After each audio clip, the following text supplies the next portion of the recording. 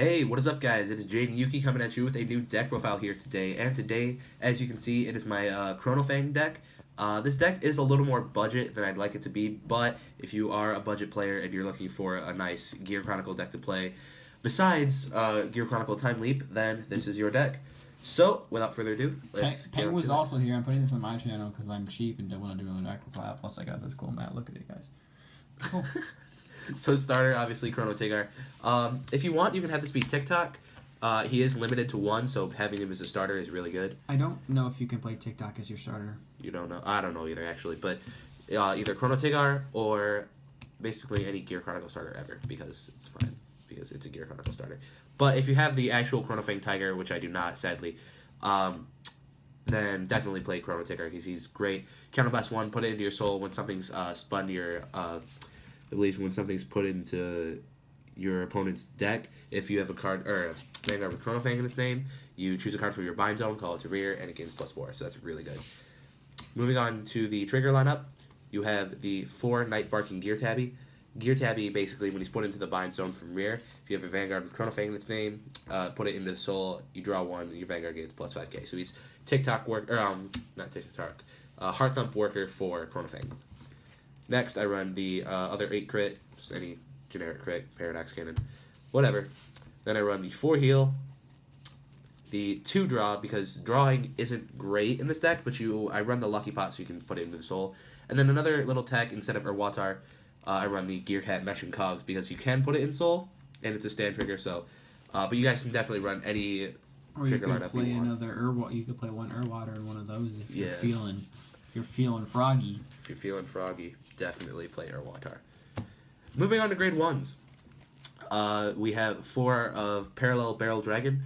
Basically, GB1, you rest one of your rear guards, call him from the bind zone to rear, and he gets +4k. So it's really good combined with, like, friggin', what's the grade 2 guy's name? Mudar. Basically, this can with Mudar's skill, become a 22k column. So that's really good. Next, you run the 4 Perfect Guard. Any perfect guard you want. I just run this guy because he's shiny. The flash is reflecting on your forehead. Oh, for real? They can't see it, but I can. You're stupid. So then I run the 3 Lasting a Bell. Lasting a Bell, GB1, when she's placed on bind zone from rear, you spin one of your opponent's grade 1 or less rear guards. So it gets rid of the pesky starters, gets rid of, Mellums or anything like that, 2 Steam Breath, Stride Fodder, and then the last grade 1 is 1 GG because soul equals game. Pretty much. Yeah. That's messy, but moving on to grade 2s. Run the 4 Steam Tamer Nani. Nani is it's the best grade 2 you'll ever have because he gains basically if you have a Vanguard with Chronofang in his name, he gets 1,000 for each card in the bind zone. And then GB1 Soul Blast 1, after your Vanguard with Chronofang attacks, then you call him to rear. Like it's from bind zone. Like it's so broken. Basically, because like you can just keep attacking if you have a high number of bind zone, like this card can get to high numbers.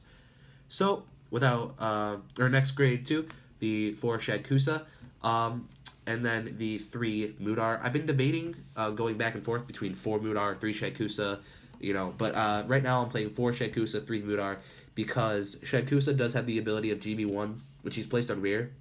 If you have a Vanguard with Chronofang in its name, bind one of your rear guards, she gains 3k and boost, which is really, really good because basically it just becomes a 12k booster, which is awesome.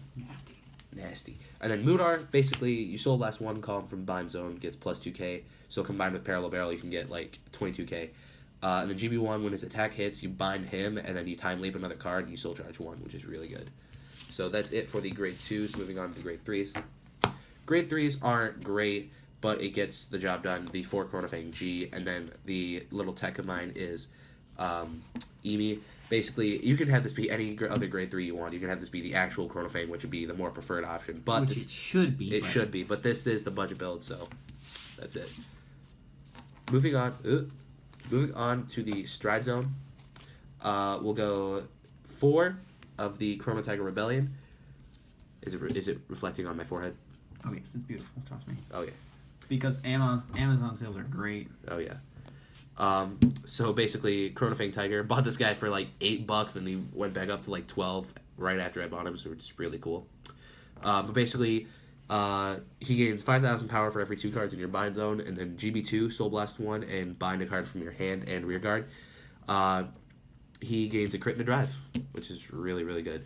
Because you can hit for really high numbers if you have, a bunch of cards in your bind zone, which he can. I've seen this guy get up to like 50,000, 56,000. It's really good. Well, Gillies Rise gets up to 56. Shut up, Darker Regular player. Okay, whatever. Next, the 4 Bind Time Dragon, because early game, you basically can just bind your rear guards. GB2, Counter Blast 2, Soul Blast 1. Choose any, or choose a copy of himself, flip it over, and then bind any amount of your rear guards, and then for every card in your bind zone, spin an opponent's rear guard, and then directly after that, if you have a Gear Beast Heart card, Chronofang Tiger, you counter charge 2 and soul charge 2, which is really good.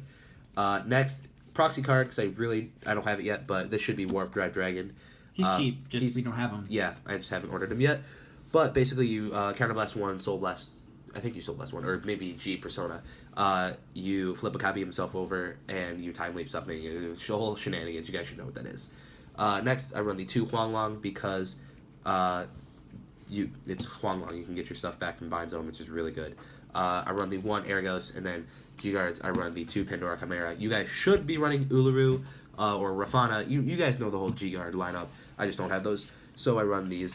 But yeah, that is basically it for the Chronofang deck. I hope you guys enjoyed. Please comment, like, and subscribe. And this is Jaden Yuki and King Pengu signing off. Later. Bye! Also, side note, there's going to be a Dark Irregulars deck profile coming to both of our channels extremely soon. So if you want to watch that, by the way, In the eye of the Chrono Tiger. the deck's finished, so watch out for that.